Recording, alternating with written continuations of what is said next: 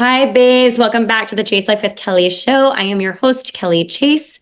The guest on our podcast episode today is a pioneer in regenerative medicine and the co-founder of Fette Tech, where she's revolutionizing healthcare with FDA-cleared products that help patients heal naturally. With a background in nursing, she's dedicated to pushing the boundaries of medical innovation to bring science-backed, patient-first solutions to the forefront. A big believer in continuous growth, Danielle works every day to better herself and live out her life's purpose. She's on a constant mission to discover ways to keep the body as healthy as possible, nurturing the mind, body, and soul to create a truly holistic approach to healing and well-being.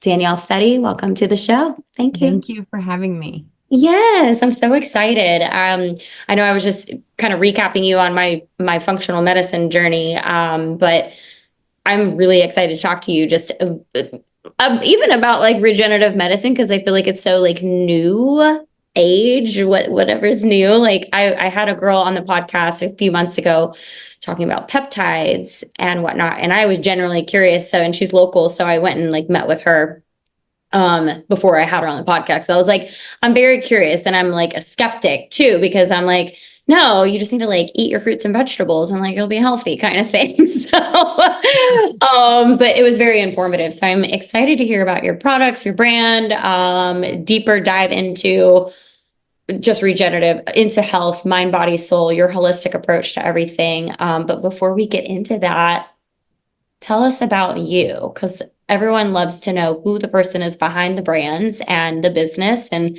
the mastermind of everything. So tell us about yourself. Well, I'm someone that cares an awful lot about other people and my family and animals. And my entire life, like I always had this calling to help people heal. Growing up, I struggled in school, which is, I'm telling this part of the journey so you can appreciate where I'm at now. But I struggled in school. I'm dyslexic, so reading and writing was really hard for me. But luckily, I played lacrosse, I played sports, which helped me get into college. And I always start by talking about my childhood. I was very blessed, but then had unfortunate things happen. My parents went through a nasty divorce. My dad left our lives and kind of went from riches to rags very quickly. So young, I was exposed to adversity. Like I was exposed to a lot of obstacles that I had to overcome, from proving myself in school to cheating in tests to make it look like I was smarter than I was. I mean, I'm really smart, but I couldn't take a test. And I struggled with like how to do things I wanted to do, like medicine, when you can't take a test, you really can't get into medical school. Um, so I pursued an a traditional path and became a nurse. I talked my way into a nursing program and then realized like I still can't take tests. So what am I going to do? And got into clinical education and sales with a medical device company.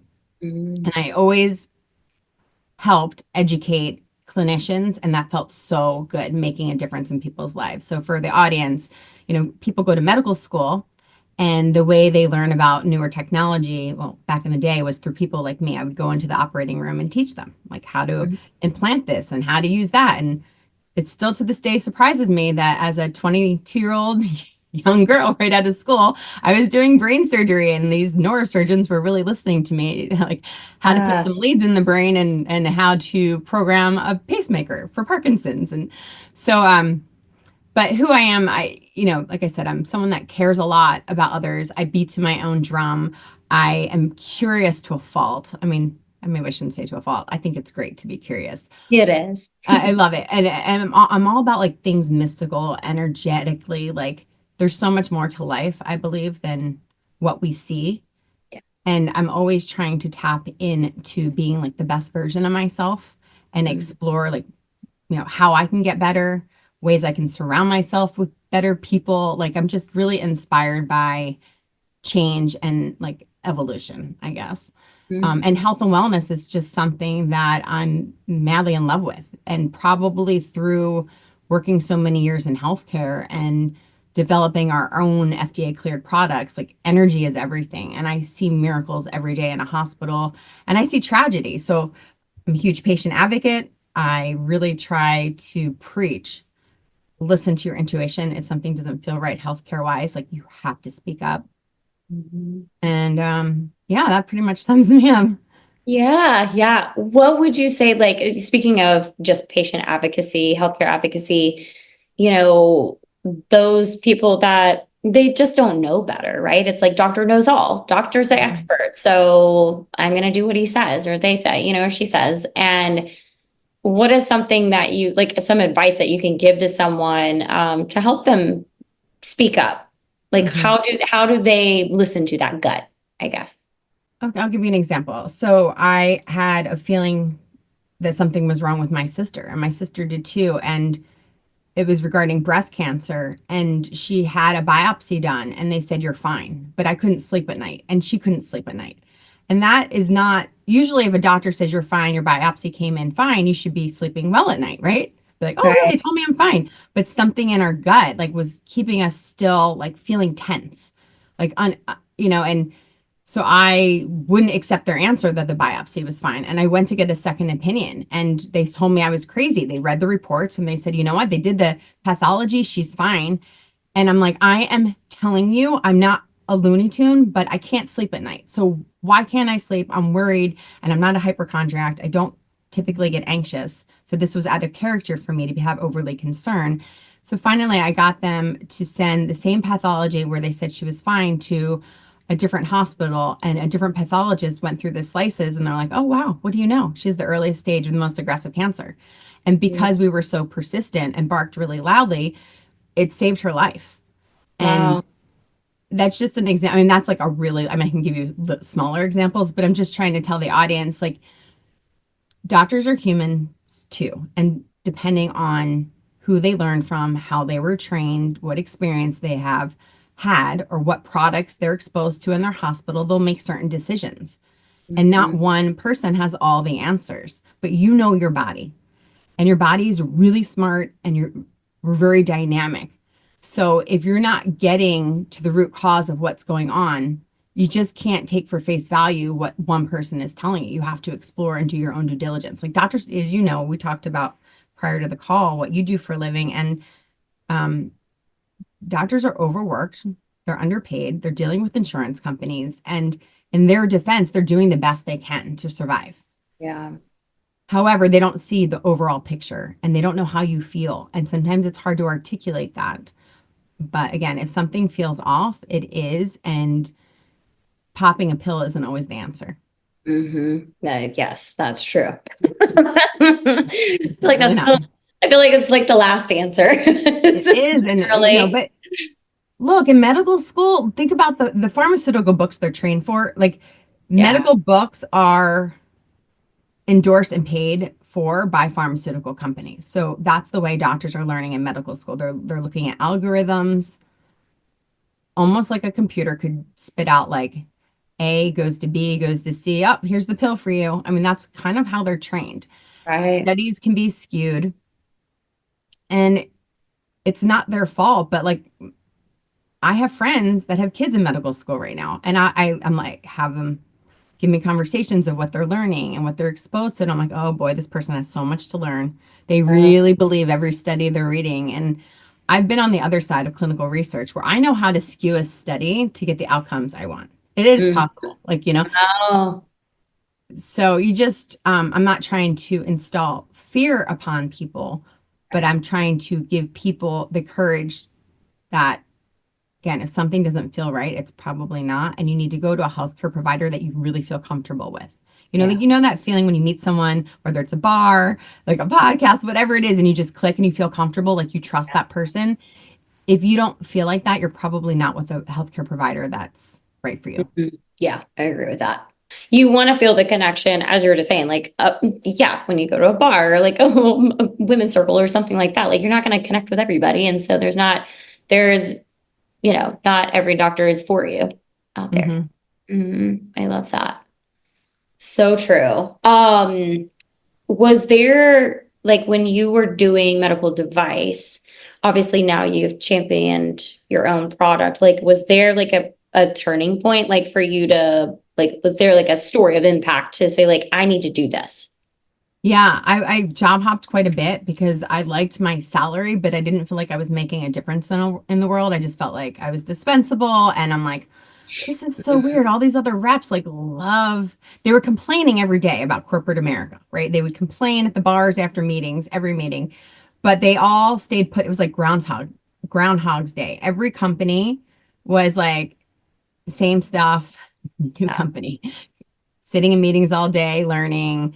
Then we would go to the bar after and everyone would complain, but no one would speak up at meetings. And it was all about the bottom line. Like, how can Hmm. we sell as much as possible to create revenue so stock went up? And it got really old really quickly. And with each new company, whether it was a startup or a Fortune 500, I thought, hey, this is going to be different. And it wasn't.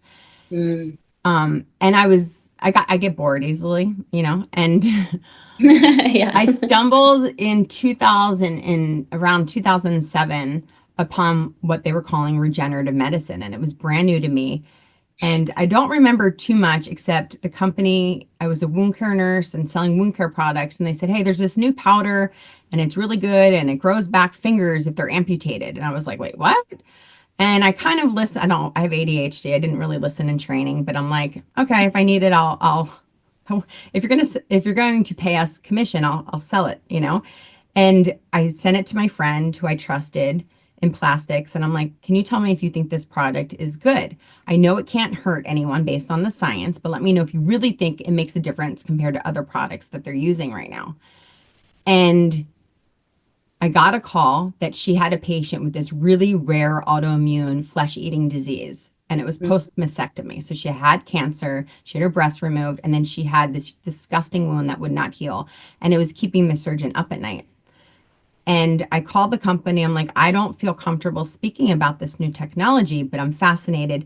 Is there anyone that can help me? And they're like, oh, the scientist that helped develop it is like 45 minutes away. And I'm like, wait, what? I live in South Florida and the company was based out of Chicago. So I was like, I never knew that. So Yeah. I'm like, can you help him come down? So he came down and he's now my husband, but he Oh, helped wow. me. Yeah, he's now my husband. Last person I ever thought I would date or marry, but I fell in love with his mind and his ability to, or his passion to want to help this patient. And together we would meet at the surgeon's office like once a week. And this patient that I would never have thought she would heal, she healed. And it was the first time in medicine I really felt like Tinkerbell. Like I had magic powder, and I'm like, I cannot believe what we just did healed this woman. And then a month later, there was a baby at this hospital who was born with an open abdomen. So a neonate, right? Like the tiniest little thing could fit in the palm of her hand. And I remember the doctor looking at the family in front of me and saying, I don't believe your baby's going to make it. And I get watery eyed every time I tell the story because it was so real. And they're like, and this product, this new regenerative powder is not indicated for pediatrics or neonates. But because I have nothing else to use, I'm going to try it. And we sprinkled the powder on this patient. And a week later, the baby was completely healed.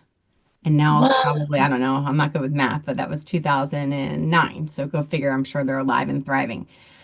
And that was it for me. I was like, okay, this regenerative stuff is pretty cool. And I would Huh. research on YouTube and listen everything I could about how they were growing organs in labs. And at the time, I didn't have a vision to think I'd form my own company. But what Hmm. did happen is I joined forces with my husband and we would brainstorm all the ways we wanted to advance this technology. And the technology recognizes injury in the body and then signals to your body how to heal and repair. So it's like, okay, there's an injury here. Normally, if you're healthy enough to heal, you go through inflammatory response and Right. then you form scar tissue. And scar is actually a great thing. It's like putting a band-aid on your body so you don't get an infection. Um, and we just had dreams of how to advance and make better products. And then one day we were forced to leave a company because we didn't agree with the moral and ethics. They wanted us to sign off on something that wasn't in the best interest of patients. It was for money. And we were forced out of the company because we wouldn't stand by them. And I said, you know what? Screw it. We're going to make a better product. There's no one that invents products better than you. Mhm. And we're going to do it ourselves. So like my husband knew everything about the business that I didn't know, like how to make products, how to get them FDA approved, Mhm. regulatory. And I knew once he gets products approved, how to educate the clinicians and get them into the hospitals to be used. So together we're kind of like the dream team. I love that. Yeah. And yeah, so 2000 and I don't know, 12, 13, we started our company and I knew our product would be good, but never in my wildest dreams did I know how good. And what's interesting is now regenerative medicine and peptides, it's such a buzz. But I'm like, what we've been growing back body parts for a really long time. I mean, we're talking like soldiers blowing up to pieces, like totally regenerating their body Right. and getting function back. So it's interesting to see now how conversations are open to what regenerative medicine is, especially in aesthetics. I kind of chuckle, but it's interesting. So that's how we got started. Wow. Okay, so wait, so Fet Tech, explain a little bit more. Like what kind of products are you doing with Fet Tech? So FedTech, we have two FDA cleared products. One comes in a powder form and one comes in a liquid form. And the Mm, powder is used in hospitals across the country for wound, trauma, and burns. So when you sprinkle the powder into the injury, it tells your body how to heal and regenerate and how to heal differently. So say you had lack of blood flow or you had other comorbidities. Not everyone can heal well. And mhm. the hardest to treat wounds, the wounds I never thought in my wildest dreams that we could heal, I've yet to heal a wound. And we've treated tens of Wow. thousands of patients and we have had no adverse reactions. And I'm really proud of that because although I've been in medicine, I'm a nurse, it's been like 25 years in medicine.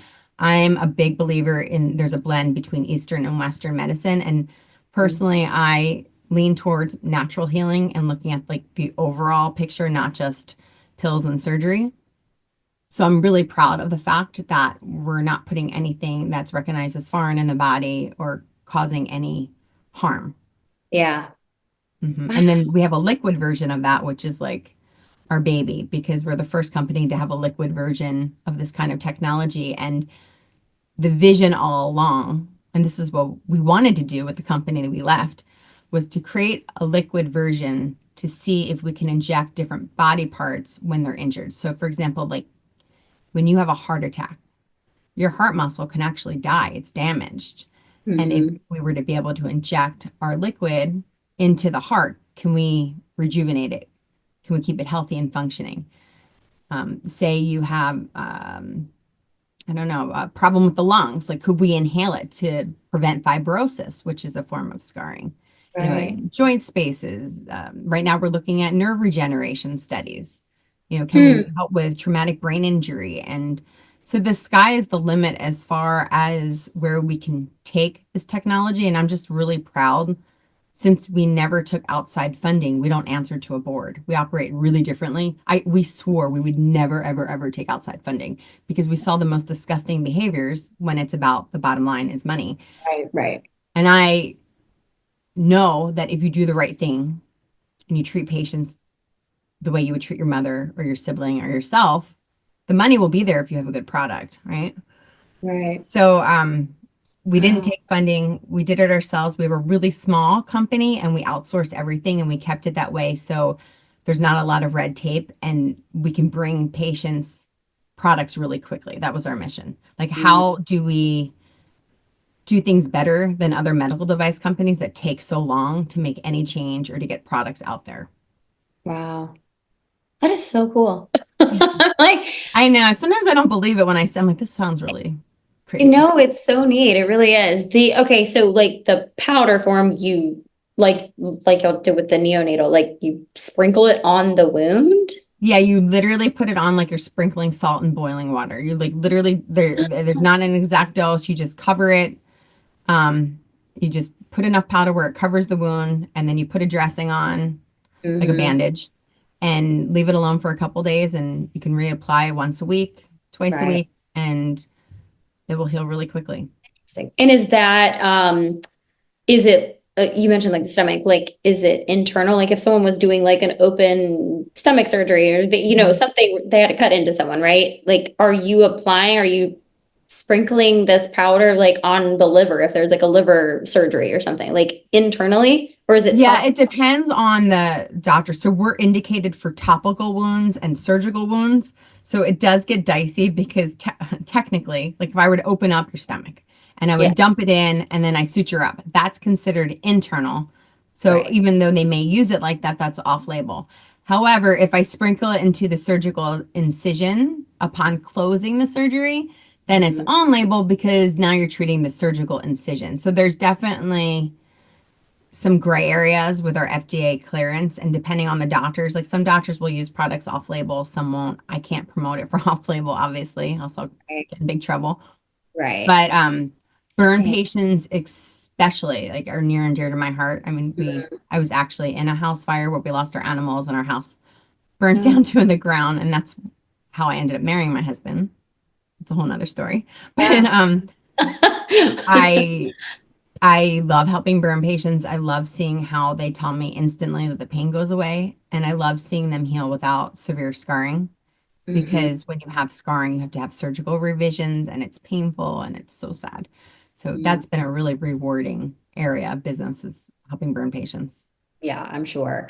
Does this recovery, I guess, the healing and recovery then with the powder, is it faster than previous methods, I guess, for is that Oh how yeah, like night and day. I mean, they'll even use it, sometimes people will get a skin graft or flap. right. And sometimes patients are in the hospital waiting for their bodies to heal enough that they're able to do a skin graft or flap. Like you have to wait a period of time. And this will accelerate all of that. So it will, I've had patients that didn't need other surgeries as a result of using this product. I mean, the success story, we've been able to treat the most nasty infected wounds, which typically wounds won't heal when they're infected. Right. So it's been really rewarding. It can Mm, also be frustrating because then, reimbursement on the outpatient side is always an obstacle. sure. Wow. And then the liquid form, that's an injectable, like So through a it's certain. not an inject. We designed the liquid to be able to do studies for injectable. And that's a great question. So during COVID, my husband came up with this liquid version and I was like, not able to get Botox. I was looking in the mirror like, oh, I look like a withered Shar. I just look like so down. I don't know if it was my like emotional distress and lack of Botox or what, but I'm like, give me that liquid stuff. And I started microneedling my face and putting the liquid on my face. And I was like, I don't know what's happening, but I'm getting a glow. And by like month 3, I'm like, I look better than I did before. And I'm like, oh my gosh. And I naturally don't have nice skin at all. And I was obsessed with this. So I told my husband, who's from Nebraska and could give a crap about beauty or aesthetics, I'm like, I'm telling you, my friends are asking me what I'm doing to my face. I'm telling them I'm microneedling and I'm applying our gel called Rhea Gel. I'm like, I really think that there's a need in the aesthetic market. And, lasers burn your face. I'm treating burn patients every day. I'm like, the second COVID's over, I want to get a laser Yeah. procedure and put this on my face. So, when we got FDA clearance for our gel, the liquid version, it's indicated for wounds, but we're actually going to be selling it in aesthetics really soon because Cool. it's such a great product to naturally enhance your skin and keep it strong. Yeah, I love that. Hmm. I'll try Yeah. it. No, it's even I have I call them my granola crunch friends, and Yeah. they're like anti, like, you need to age beautifully. I'm like, listen, it's more than beauty. Our skin is our largest organ in our body. Right, And right. as we age, our skin gets really thin. You bang it, you get black and blue, it opens up, you get a skin tear. Like, it's really important to keep our skin healthy. So, although I'm exploring in aesthetics for my face, my long-term goal is to figure out ways to apply this to the body because I really want to keep our skin rejuvenated and young for as long as we possibly can. I mean, Yeah. as we age, we lose collagen, we lose elastin, and I want to not. I want to stay Right. young and healthy.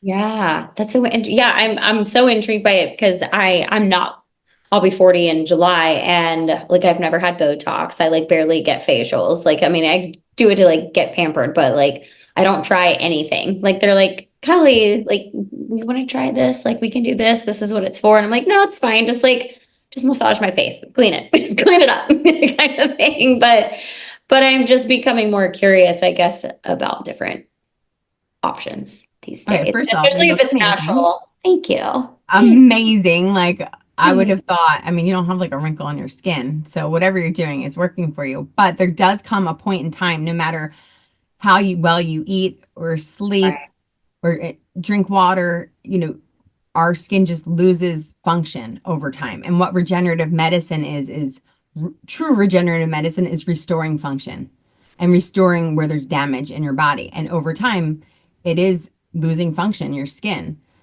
Mm, So why not maintain?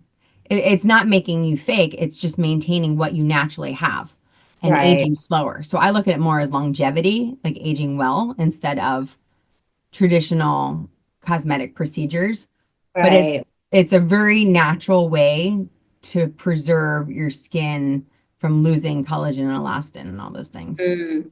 interesting. Yeah, that makes sense. That makes sense. Is there, you said it, you emphasized on this, you said true regenerative. Is there like a non-true regenerative? I mean, Things that qualify I'm differently? not trying to poo-poo on products, but like if you go to Sephora now, like people can make, especially in the cosmetic space, like claims that I'm like, how are they able to say that and get away with it?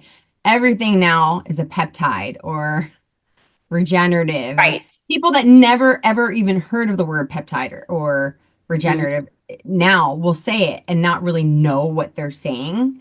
So Mm-hmm. I almost look at it as different layers of knowledge within peptide and regenerative medicine space. Got Okay, it. this is nothing new to us in science. I mean, I can show you videos on YouTube. Like I think Dr. Oz or 60 Minutes had us regrowing back fingers after they were amputated with our powder. I mean, Oh. 10, 15 years ago.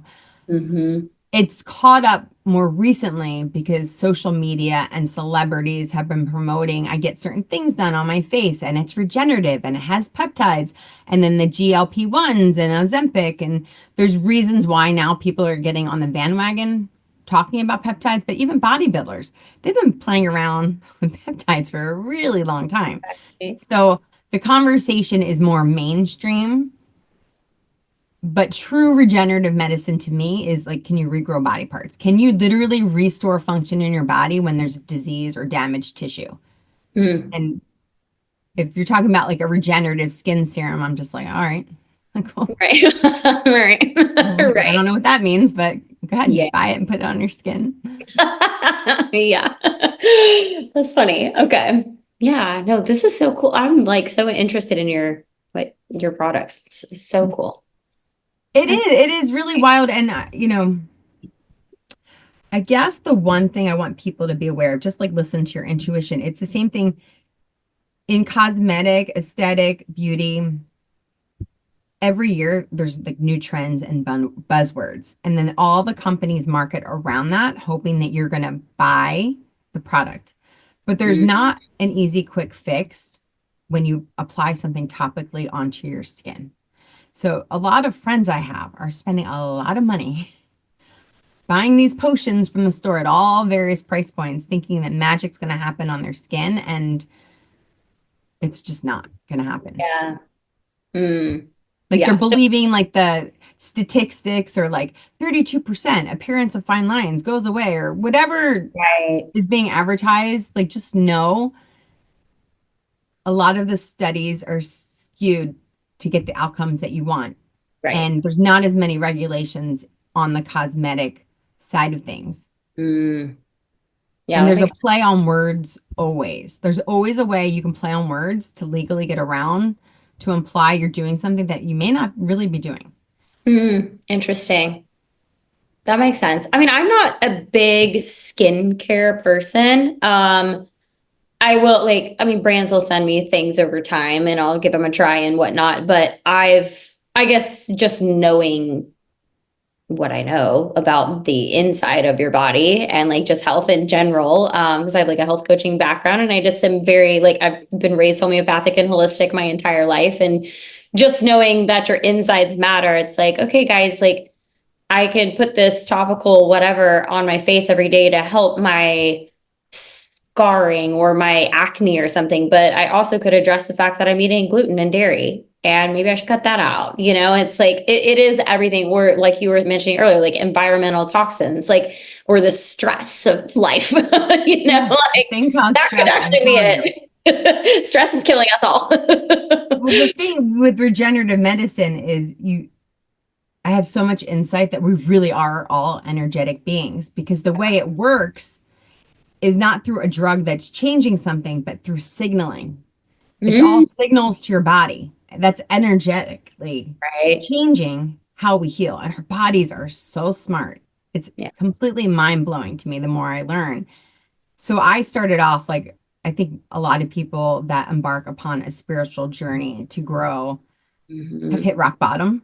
You've had things that have happened to you that force you to get on your knees and like pray for something bigger than you to help you through. Yeah. And I leaned on my knowledge of knowing we're all energy. Scientifically, I know the way our product works is through signaling. We're mostly water. And so right before this podcast, we were even talking, your emotions, who you surround yourself with, daily choices and habits, like all that plays a huge role in healing and your health that people don't emphasize as much. I mean, people will talk about sleep and drinking water and eating well, but all of that really doesn't matter unless you're nourishing your like your soul and Hmm. and your mind. Yeah. Oh, yeah. When did you maybe start diving into spirituality and personal development? Has it always been a part of you? Yeah, I mean, yes, but it's grown and it's grown each year more and more and more. The more I explore and I see evidence of like, oh my gosh, I'm on to something here. It kind of becomes addicting in a way. But I can remember looking at the clouds as a little girl and thinking, God, there's so much more to what we Mm, know in life. And my mom was pretty open-minded about like, I don't care what you call it, God, universe, energy, whatever. There's something more to what we know. mhm. And I've had some experiences like the house fire where I thought I was going to lose my husband, and we were just dating at that time. I actually went to his house thinking that I may break up with him that night. And it was almost like the universe was like, yeah, you're not going anywhere.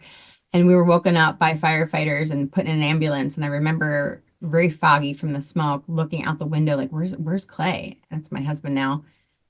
And I saw him running into a house engulfed in fire and thinking, what? And they're like, he's going to get the animals. I'm like, no. And I really thought he was not going to come out. And I remember in that moment saying, universe, like, God, if you let him come out, like, I will be with him forever. I'll never cheat.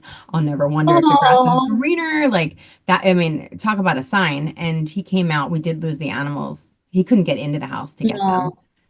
But that was the first time that I really was slapped in the face with it. I think I always believed in something bigger, but that was like the fact that I got out of that house alive. I was like, there's something bigger that helped us get out of this house, and there's a bigger purpose for us. I didn't know at the time what it was. I didn't know I'd be having my own company and saving lives, but um, Yeah.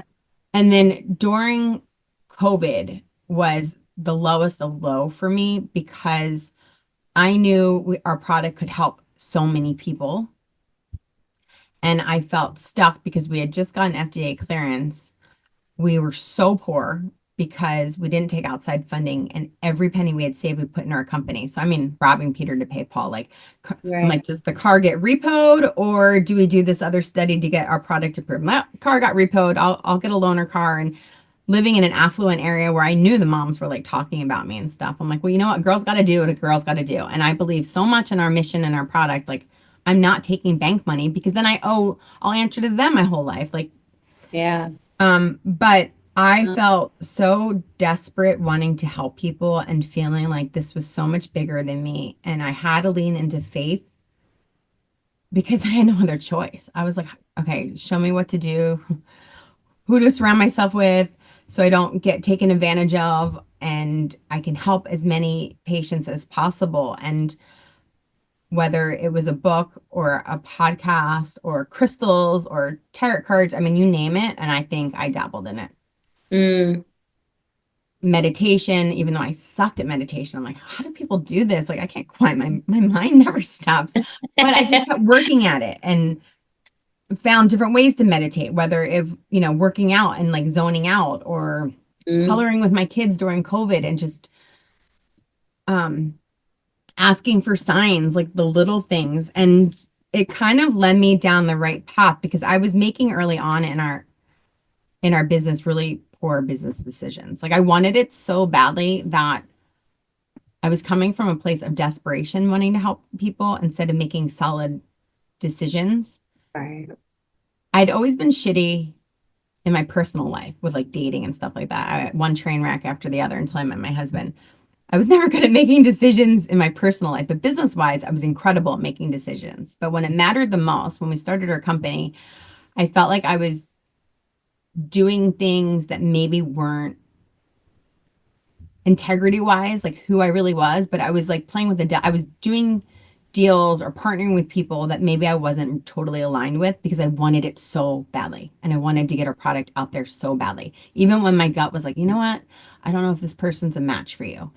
And after getting burnt, I really leaned into faith and was like, okay, I have to be able to trust my decision making. And I don't Mhm. trust it right now. So I need signs and I need to quiet my mind and I need to wait till something's like a fuck yes before I Right. say yes. You know, like with, sorry, I don't know if I'm allowed to say that Yeah, on, no, you're good. I curse so badly, but I really had to learn into like when is something is yes and when do I need to pause. I'm very impulsive and Yeah, me too. learning how to navigate through being impulsive and excited and then like regretting a decision. So as I've matured and leaned into my faith and spirituality, I've learned to be better at pausing and to be better at patiently waiting until I know for sure, without a doubt, something's a yes. Yeah. Yeah. And that took a long time. I love that. I'm very impulsive too. That's a awareness thing for me. I'm like, Kelly, hold up. But awareness is the first thing, Yeah. it's being aware of it is the first step to trying to make it Right. better. Yes. And then saying to yourself, like, who do I want to be and why do these situations keep presenting? Clearly, Mhm. I'm not, if you have something that keeps happening over and over again in your life, a trigger, someone may trigger you a certain way, or a situation with a job, or you have to ask yourself, like, what is the lesson here and how can I get better so I'm not learning the hard way? Like, I want to evolve enough where I'm not in this situation again because it's Right. not fun. And we all Hmm. have them, whether, depending on the situation, we all have those times where we wish we did things differently and we learn and we grow from them. Yeah, absolutely. And sometimes it takes many, many times until we learn. I mean, my older daughter, I'd be like, honey, I promise you can talk to me about dating. Like, I dated till I was 35 and I had a lot of crazy experiences. Mhm. I'm, I'm your go-to. I can relate. I can tell you Love what not that. to do. Yeah.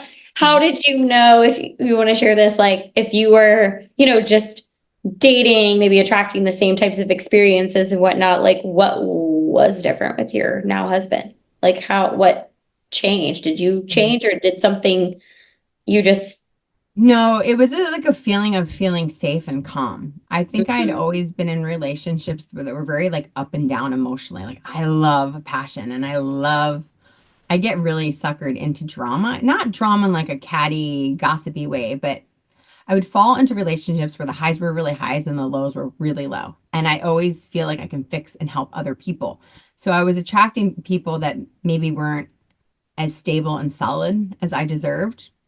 But then I'm like, maybe that was a reflection of who I was back then. I didn't Mm. really know who I was. Like I'm a totally more confident, grounded person now than I was 15 years ago. So maybe I was mirroring what I was. I don't know. I'm not a therapist, but I'm It sounds right. It makes not a sense to therapist. I've me. never been to therapy, even though I'm all about it.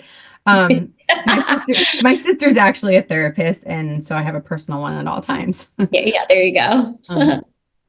but he was really safe and it was really consistent. Like it was just a very calming, like, okay, here's what I was very myself with him.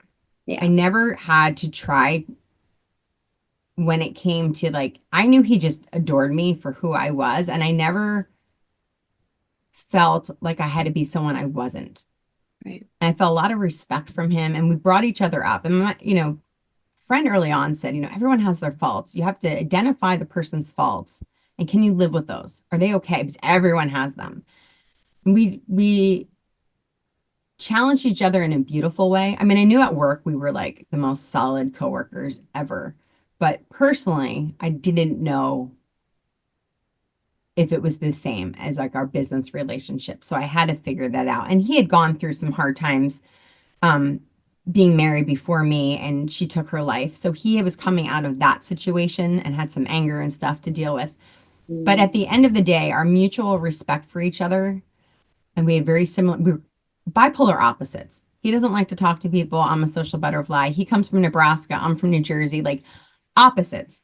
However, our morals and values are like focus on family, like all that stuff was aligned, like doing the right thing, treating people well.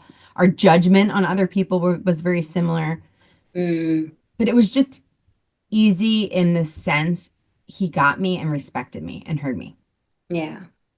That's what you need. Someone to make you feel seen and safe and, emotionally, physically, all the things. Yeah, so after 35 years of messing up quite a bit, I always say that there's hope for everyone.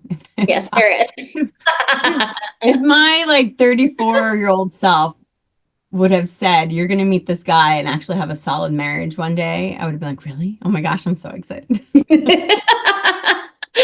That's awesome. That's neat. How has it been like, I want to ask like how has it been working together? Because obviously there's probably other women listening to this episode that might be in a similar situation where they are doing something partnered with their spouse, or they fear getting involved with their spouse. Mhm. What has worked for y'all? Well, because we started our relationship through working, I knew that we were a dream team collaborating in business. Like I Hmm. said, that personally is where I was worried about us lasting. The challenge is we're home, we work from home, so we're together all the time, which is really hard as far as like personal space. And like when he goes to the office for an hour, I'm like cheering and walking around naked, so excited, like woohoo, an hour to myself. Um, there's a lot of beautiful things that come along with it, but there's also it's so hard. You never put work down. Hmm. It's I mean the kids at the table, but can we talk about something else? And there are times where I'm like, what would we talk about if we didn't have work? Like, what do most people do? They come home from work like, "Hi, dear, tell me about your day today." I'm like, because we know what each other's days were like. So there's times like by the time dinner comes around, like I really don't always want to be at the table with him eating. Like I'd rather be alone. So I feel badly saying that, but it's the reality. That's funny. I you really have to have someone that respects you, respects your opinion, and you have to be really upfront and honest about how you feel and what you need. And if you don't have that, I would not recommend getting into business with your spouse because life is hard enough and you're basically combining a personal relationship and a business relationship into one. So it kind of compounds things. If you have a solid relationship where you feel like you respect each other and you balance each other, like we're good at different things at work. So it's really nice. He is an amazing delegator. I'm not always as good at delegating and managing. I'm better like hands-on, and I'm really intuitive and really good at picking the right people or reading the situations. He is the best presenter I've ever met in my life. Sometimes I ramble on and on when I present. So Yeah. I think it's just important to be realistic with what your relationship is and to be patient, and you really have to have some serious conversation skills. Yeah, I'm sure. Hmm.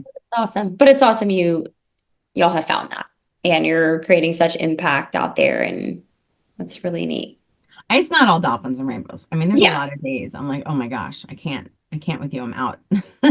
But it Yeah. comes from a place of love and respect. You just learn when you need your space and when you need, um, and oh, this is the best advice. You have to stay in your lane. Like it's very important to identify this is his strengths, this is my strengths, and learn when you need help from like we're really good at saying this is your thing, this is what you're great at, what do you think, and vice versa. That Mm, respect is so critical, I think, to any working relationship, yeah, I'm sure. like the That's self-awareness. yeah, yeah, absolutely. I think yeah, 100% any relationship. I think that's great advice.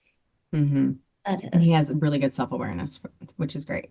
Yeah, that is. I think I don't know if I did this on the podcast or I was maybe doing an Instagram live or something, but yeah, just giving my opinion on things. And that was something I said, like it's like when two people are in a relationship, it's like you're being emotionally intelligent, I believe, is like the strongest thing that a relationship can have, but each of you having that, like working on yourselves individually, but then collectively working together. And the more aware each of you are, the more emotionally intelligent, safe space that you can provide for one another, like that, I feel like is just like a recipe for a healthier relationship versus I know there's so many women that start these personal development, like self-love healing journeys, but their husband's not.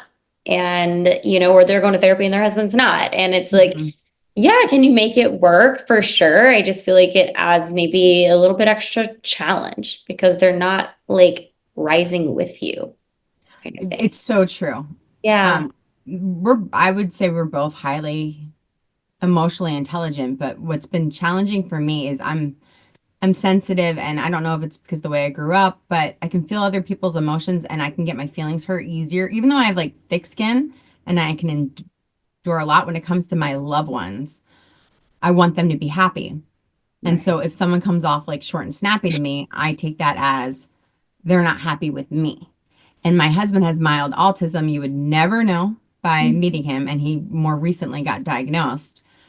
But he has a very blunt way of saying things. He doesn't sugarcoat things, and he just says it the way it is. And if you catch him, depending on if he's like preoccupied, his reply may be really like, whatever you think is fine. And it's like, wait, what? Like, are you upset? Are you mad at me?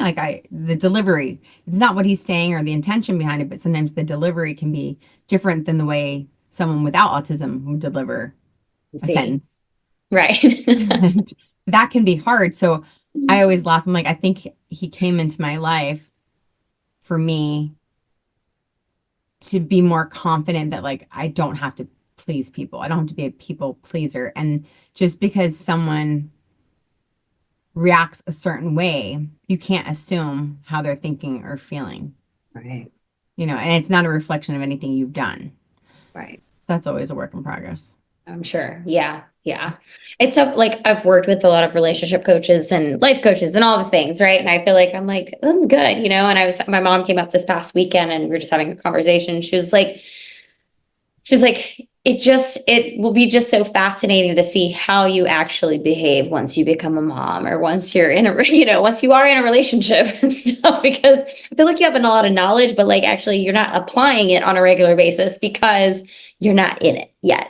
Mhm. So it'll be fascinating. I was like, it's a good point, Mom. You're right. I hope that I have evolved, from where I felt like, just certain things that I grew up with. And, my parents are lovely people, but, everyone has their own stuff. And I hope that I, am evolving generationally so that I don't pass certain wounds and things down to my children and that kind of thing. So, I mean, I think we all have it, but again, like you said, the more self-awareness and the more inner work we try to do to acknowledge, like, I'm like this and yeah. accept it's when you care a lot about others, it's hard to accept that everyone's here on their own journey because you Right. want to try to add value and help. But Yeah. sometimes the best way we can add value and help is just to accept, like, this is where the other person's at, Right. That's very true. and for me, that's not always easy. Like with Clay, with my husband, and like I can't change who he is, even though Mm. I have tried for a long time to be like, can you change your delivery? Like we could be at dinner and I'm like, oh my gosh, like he's acting like he doesn't care because he does not care. He authentically does not care what that person's saying, and I'm like mortified because he's not trying to act like he cares. And then I'm like, well, why do I care so much about this? It's a reflection on me. I want the person to Uh, like me, and it's just really interesting to witness your own thoughts yeah, it and is. witness how someone's actions and how they make you feel and think. Yeah, totally. I hear that. That's what I'm working on right now at this stage of my life. Like Yeah. witnessing my own thoughts Yeah. and like, why do I feel like this? Why am I triggered? Why am I upset? And just Mhm. acknowledging it and being okay with just paying attention. I don't need to know the answers. Right. And hopefully that will make me a better person. I'll keep you posted. It will. It will. It will. I think just the self-reflection. I mean, I feel like, I tell people, I'm like, yeah, I feel like I just like mini conversations with myself all the time because, I will be in a situation and maybe I get like, just emotionally react or something. I'm like, why did Kelly, where'd that come from? Like, why, what was that all about? But I'm obviously talking inside my head, or like, any situation or like when it comes to dating, maybe something happened and it made my gut like tense up and I'm like, okay, like where's that stemming from, like why did we just feel like unsafe all of a sudden, like what, Hmm. so I'm constantly witnessing my thoughts and like and I really feel like it has helped, just identifying and just having a conversation with self. I mean, you have to think about this too, like relationships are based, healthy relationships are based on communication, right? So you're having a relationship with yourself by communicating. That's Hmm. it. It's actually really interesting and scary at the same time when you start witnessing what you're saying. Like we have so many thoughts a day, Yeah. and if you actually quiet enough to pay attention, like even as you're putting on makeup or getting ready in the morning, I'm like, okay, if my daughter talked to herself sometimes the way I like what's in my head, it could be the smallest thing, like superficial things or doubt or worry about a meeting or like the way I preach as a mom and Yeah. want to be as a friend sometimes is different than what I'm saying Mhm. in my own head. And it's just very interesting to Yeah. witness that. Oh yeah, I know. We all do it though. I We all. think the more empathic you are and the more you can feel and care about others, the easier it is to trap emotions and the more important, I think it's important for everyone to witness Yeah, their own thoughts. But I agree. I think in particular, it's easy for empaths, because I can tell you are, to absorb other people's emotions. Hmm. And it's really important to observe, because how do we know what's ours versus other people's energy we're absorbing Right, right. Hmm. that can stick with us? Yeah. Hmm. I feel like I have like I don't know, a difficult time, but like I don't know sometimes like what is mine and what is someone else's. Like that's where I'm kind of like, because people have said that to me, like, "Oh, is it yours?" And I'm like, I don't know. Like, I don't know. I got triggered by I, something, but I don't this know. is something I've never talked about in podcasts, but during COVID, I was so desperate to get more confident listening to like my inner guidance system. And I have a friend that I knew from high school that is like a world-renowned psychic medium. And I've always been intrigued with anyone that wants to do a reading or pull a card for me. I just think it's so much fun. Whether you believe it or not, I do believe in it. I believe not everyone has the same strengths. Like I Mhm. feel like everyone can like dribble a basketball, but like depending on how good you are is how much you practice. And he would explain to me, we all have the ability to be intuitive and to tap in. It's just a matter of practicing it and listening to that inner voice and being able to identify what's yours versus other people's. So during COVID, I joined this group that I never told anyone about. I'm like, my family would think I was one flew over the cuckoo's nest. I told my sister. And then eventually I told my husband, he's like, oh, you're going into one of your like astrology classes. I'm like, yeah. And then I was like, yeah, just call it astrology, because that sounded a lot Right. better than like I'm practicing to try and be a psychic. Um, but it was so, I just was more intrigued and wanted to distract and learn like, what do these people do to practice being a psychic or a medium? I was so into it. Like, and really I started just wanting like free readings and self-help, and then I got suckered in once a week where we would join, and they would teach you little cool tidbits of how things can pop in your mind and it's not what you were thinking of. And it kind of was like out of the blue. You ever Hmm. have a thought you're like, okay, but or a song pops in your head? That's actually like what they taught me was like the universe, and it's energy that was outside of me popping into your head. So if Hmm. you're all of a sudden, and what's hard is it sounds and feels like your own thoughts. Yeah. So anyway, I did this like once, I mean, religiously for I think 2 years, like once a week I would join. I kind of got hooked after COVID, and then I started doing it and haven't done it in a while. But it was really fun. It was a whole new world I was exposed to, and it helped me a lot differentiate like what was mine versus other people's energy. And there's a Hmm. whole way you can practice it. Interesting. Yeah, it was fun. Okay. I'm fascinated. I'm intrigued. But through doing this, I do think some people like growing up, they know, they can see and feel things. I Right. was Yeah. not one of those people. I did not grow up thinking I had a sixth sense. However, I can walk into a room or see someone's picture and kind of feel what they're all about. I'm like, oh, I like her, or I Hmm. think that they're going to be really like, or like a doctor's office when I was in sales. I could Right. look at someone's picture like before I would go into the office and be like, oh, this doctor's probably going to be like this, and they were. And Interesting. yeah, and I just thought everyone was like that. I didn't realize that not everyone can do that. Right. But I think we all have gifts. It's just a matter of being able to tap into those gifts, and we suppress them and don't realize we have them. Yeah. That's true. I feel like the more work that I've done on myself, like, I mean, I don't really know like what my gifts are per se, in certain ways, but it does help you connect to them. I mean, just the more inward that you turn and the more inward that you go, I feel like you're studying yourself and your thoughts and all of that, and just human behavior in general, and just getting closer. Like you said, like with spiritual, everything just kind of starts coming together. And yeah. Well, yeah, and I think it's not only important for self-growth. Like for me, I'm like I said, I'm curious to a fault. I wanted to explore this whole world that I didn't know existed, and my friend gave me the opportunity. Like, what the hell else was I going to do during COVID? I couldn't drink anymore.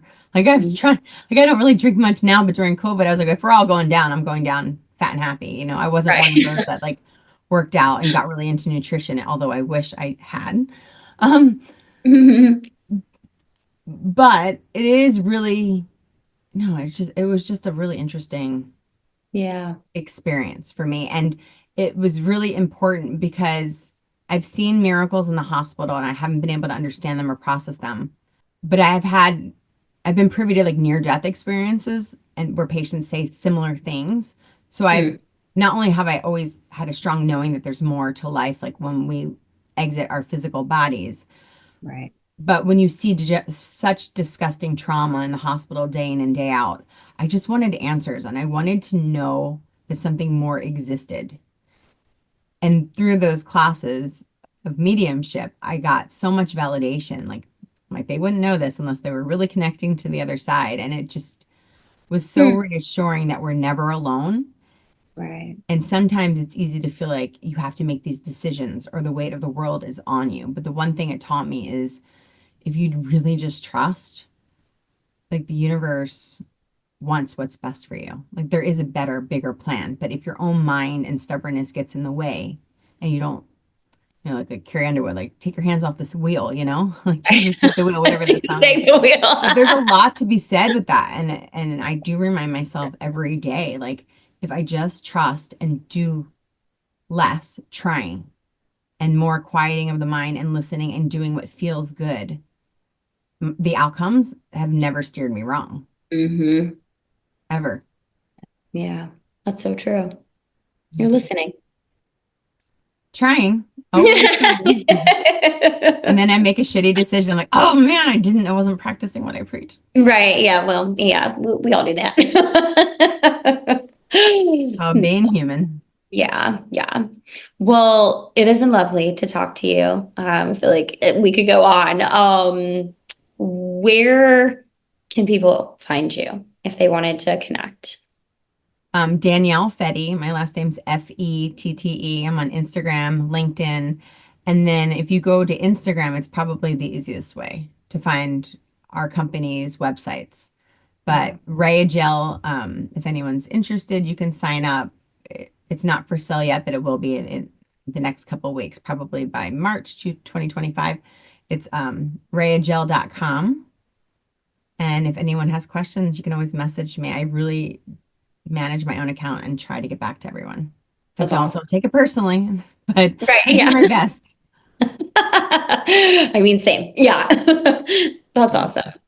Very cool. Well, thank you so much for sharing your light with us today and about your incredible products. I'm very interested to check those out too. So, um, Yes. thank you so much for being here. I appreciate you. Thank you. I appreciate you. Thanks for having me. Yeah, absolutely.